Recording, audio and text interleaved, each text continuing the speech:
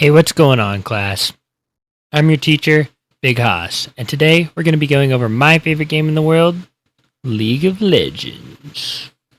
I've been playing League of Legends for a little over 12 years now, and I've reached Diamond multiple times in this period, so as is my right, I now must pass the torch in order to teach you the ways of the Rift. Whether you're completely new to League of Legends or a returning player, I'm hoping I can help you learn a thing or two about this game that I hold near and dear to my heart by making these videos. And if you're a good little student who wants to learn more League of Legends, consider subscribing because this will be my first video in a series of teaching you how to play League of Legends. And today we're starting out with lanes and how you should go about picking and learning champions in those specific lanes of your choice if you want to get better at the game. And this is a great starting point. So you might be asking yourself, Big Haas, what even is League of Legends? Well, my star pupil, League of Legends at its core is a multiplayer online battle arena, or MOBA for short, where two teams go head-to-head in order to take the opposing side's nexus, where 5 champions on each team gain power throughout the match using various methods, such as killing minions, monsters, turrets, and the opposing champions, which give gold and experience, as well as the map being covered by a fog of war, which makes it so that opposing champions are hidden unless you have wards down or some other form of vision, whether that be from champion abilities or turrets or just champions themselves. Now, for League of Legends, if you're just getting started, it can be insanely daunting to know where to even begin at all. Considering the game has 172 champions, making it 173 with the new addition of Locke, there is so much to learn and so many champions to play, it's a lot to take in, but that's why I'm here, so when you load up the game, you'll be more prepared than you were before. This is a perfect time in the game cycle to jump in because of the extra game modes such as ARAM Mayhem and Arena, because these extra modes weren't always around, and I think they're a great way of learning champions and just having a good time with friends, as you get involved in the game without having to worry about the macro of Summoner's Rift right off the bat. Now, if you don't know what macro is, don't worry about it right now. We'll get to that in a later video. Now, let's say you don't want to play the extra game modes and you just want to play Summoner's Rift. Well, lucky for you, that's what we're here for. As much as I love the other game modes, I will be focusing on Summoner's Rift in my videos for the majority, so get out your paper and pencil and start taking notes because class is in session. Each champion in the game has a specific place they go, as well as their own set of abilities that set them apart from the rest of the roster, whether that be in one of the 3 lanes or in the jungle, and it can vary for certain champions, but don't worry about that for now. I'm going to go over each lane as well as the jungle and what type of champions you normally see in these roles, and I'll recommend a few champions that normally go there, and I'll go over a few concepts as well. When you load into a game of League, you will pick your champion and runes, as well as summoner spells, which allow you to change how you play your specific role. As of right now, there are 9 summoner spells and a multitude of runes to pick from for each game. I will go over runes and summoner spells in a separate video, so be on the lookout for that. In every lane, there are waves of minions that spawn every 30 seconds starting at the 30-second mark, with 3 melee minions that are tankier, and 3 range minions which do more damage, as well as every 3rd wave spawns a stronger minion called a candy minion, which takes more hits from turrets, allowing you to push easier down the lane. At minute 15, these minions spawn every 2 waves, and at minute 25, they spawn every wave to increase the pace of the game. On top of this, there are turrets in each lane, 3 to be exact, 1 outer, 1 inner, and an inhibitor turret, as well as 2 turrets positioned right in front of the nexus. The inhibitor turret guards, you guessed it, the inhibitor. And when you capture the inhibitor, it will spawn super minions for 5 minutes in that lane in place of the aforementioned cannon minion, basically being incredibly powerful minions that will help siege down the nexus turrets, and if you take all 3 inhibitors, 2 super minions will begin to spawn in each lane. As a laner, it is our job to apply pressure to our opposing laner and the first turret in the lane, as we kill the minions, which give us gold and experience.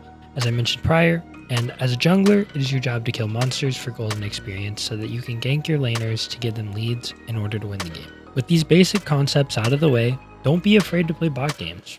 Bot games are a great way to learn the game since you'll be playing against NPCs or non-player characters, and there's no worry about anything other than just playing the game and figuring out what's what. There's no one to judge you while you suck, and that's okay. Don't worry, there will be plenty of time for people to tell you that you suck. It happens all the time, I promise. Until you don't suck, and then people will still tell you that you suck. That's just the love of the game, baby. With all of that out of the way, let's go over the lanes, starting with top lane. This is where you find your bruisers and tanks that gives your team a massive presence in any fight. With the addition of the new role quests, top laners get increased experience, gain a flat experience amount for completing the quest, can reach level 20, and get an extra summoner spell that is teleport once you finish the quest. Or, if you already have teleport, it just makes teleport stronger by increasing the travel speed and giving you a shield based on your maximum health. Many top laners such as Darius benefit from the extra level cap of 20 because bruiser champions typically have higher per level stat increases than other champions in the game. And if you like brawling, this is the place for you. It gets a little scrappy up here. We tend to call this the island because most of the time it's just you and another guy duking it out, unless that pesky jungler decides to gank you. There are some other exceptions to top lane, as other champions can play here as well, but general rule is as such. Champions such as Garen, Trundle, and Shen I think are good starting champions. And I will be recommending Shen as my pick for beginners if you want to play top lane, because of his ability to pressure other lanes with his ultimate, allowing him to teleport to an ally, giving them a shield in the process of doing so. This will help you learn map awareness, since you'll need to watch your teammates' health bars to find good uses of the ultimate. Map awareness is really important for new players and just in general playing League, so playing Shen gets you into learning it as early as possible.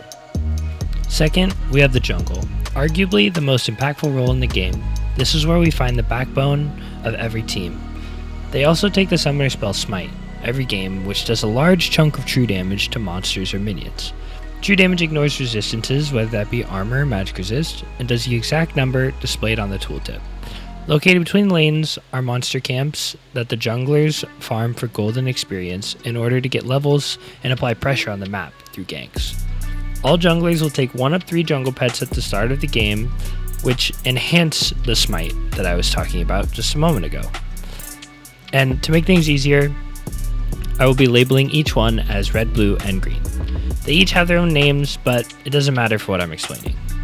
Each pet evolves over the course of the game as you consume monster camps to feed your pet with treats, which are given to you every 60 seconds. At 15 treats, your pet evolves, which changes your smite damage from 600 to 1000, now allowing you to smite champions, dealing reduced damage and adding a slow, and then again at 35 treats, where your smite goes from 1000 damage to 1400 damage, making your smite do AoE damage to camps now, as well as giving you a specific buff based off of the pet you chose. Red makes it so that periodically your next auto attack on a champion does 5% max health true damage over 4 seconds and slows them by 30%. Killing any jungle camp readies this effect immediately. Blue makes it so that entering a bush grants you 30% movement speed, decaying over 1.5 seconds, increased to 45% when killing monsters. Green makes it so that you are granted a shield, based on level, that regenerates when broken after killing a camp or after 10 seconds. After each pet is evolved, treats are still granted, and each camp you kill gives you 20 bonus gold per treat given to your pet. And if you have 2 treats, it will consume 2. Champions that are good for this role typically can clear the jungle fast and apply pressure on the map through movement abilities and crowd control, or CC for short. Champions like Sejuani, Amumu, and Nunu are great starting champions for this role. I will be recommending Nunu as my pick for beginners if you want to play jungle because of his ability to clear camps with Consume, his Q, where he eats camps, healing, and dealing a massive amount of true damage, good for securing objectives on the map. Since as a jungler, it's your job to make sure you get them, and since you have Smite and Consume in your kit, it gives you a massive advantage for taking objectives compared to other characters in the game. Third, we have the mid lane. Mid lane, being at the center of the show, allows you to apply pressure wherever your team needs it, whether that be in top lane, in the jungle, or in bot lane. From the middle of the map, we have the ability to help out our team on either side of the map, and with the addition of role quests, mid laners gain access to a wide variety of boot upgrades, since every boot in the game now has extra perks when you finish the role quest in mid, as well as giving 8% AD and AP, which is just a nice buff to have. It also opens up the possibility of champions you wouldn't have maybe seen in the past being in mid lane. Champions that are good in mid lane have really good wave clear and very good capabilities to roam around the map with crowd control in order to help your team. Champions like Annie, Ahri, and Twisted Fate are great starting options. I will be recommending Twisted Fate as a champion beginners should start with if you want to learn mid lane. With similar aspects to Shen, he has good wave clear with his red cards, as well as good setup with his stun gold cards, and his ult, which allows him to teleport around the map, as well as giving vision of the enemy champions when casting his ultimate, allowing you to learn map awareness, which is a vital part of playing League. For our fourth position, we have bot lane. Bot lane is what I'd like to call the main carry role, as this is where most of the time you will have your attack damage carry, or ADC for short. This isn't always the case, but most of the time this holds true. There tends to be a lot of mages who play here as well. I think of this position as your highest source of DPS on your team, the one who can destroy front lines and be your biggest reliable source of damage. And with the addition of role quests, bot lane gets a lump sum of gold when finishing their quest, an increase in gold from killing minions, which will increase your overall gold income from farming, as well as you get a 7th item slot. Where other roles only have 6 items, including boots, you have 7 items, including boots. Champions like Ashe, Jinx, and Tristana are good starting options for this role. I will be recommending Ashe as a beginner champion. She's fairly straightforward when it comes to the ADC position, and she comes with a lot of utility in her kit, from slows with her passive, vision from her hawkshot, and her ultimate, which sets up plays for your team.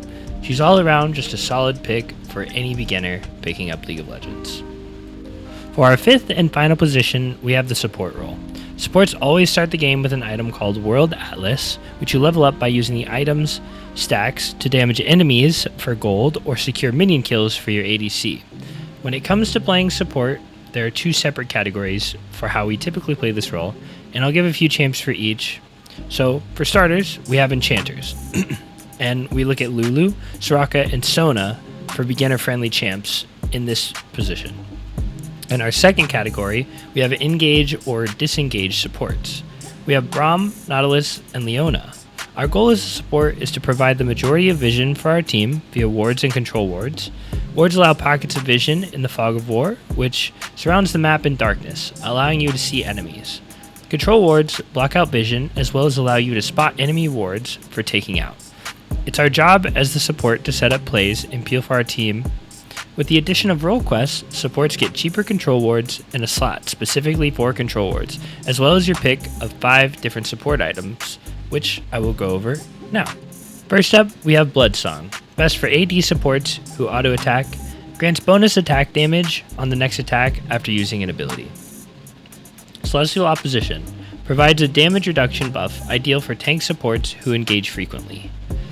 Dreammaker focuses on buffing teammates with increased magic damage and reduced incoming damage for enchanters. Solstice Slay grants healing and movement speed when you slow or immobilize an enemy, suited for crowd control supports. And lastly, we have Zazax Realm Spike. Deals extra scaling magic damage with abilities designed for mage supports. I'll be recommending Soraka for Enchanter players and Leona for Engage and Disengage players. Soraka is very good at keeping her teammates alive through healing. She has the highest amount of straight up healing in the entire game. She's just a solid champ overall if you like this type of playstyle. And Leona is an amazing tank support who can survive a large amount of damage while putting out multiple stuns over the course of any fight, making her great for locking down kills with crowd control. Easily one of the best tank supports, and super simple to play. Now that I have gone over every role and a few champions that you could start out with, remember, it's about having fun, so just pick whoever you think looks fun, get into games, and play with your friends. I will be making other videos going over different concepts in game. This video is more so to kind of get newer players introduced, so I'm hoping I helped out at least a few people get into League of Legends. And be on the lookout for my next videos. If you guys have anything specific you would like me to go over, just let me know in the comments below. I have lots of League content planned, so I hope you'll stick around because I I'm planning on making other things. I appreciate you all for hanging around to the end. I love you, and go play some League of Legends. Oh, and don't forget, subscribe and come watch me stream on Twitch. Ask me questions. Thanks again. See you on the Rift.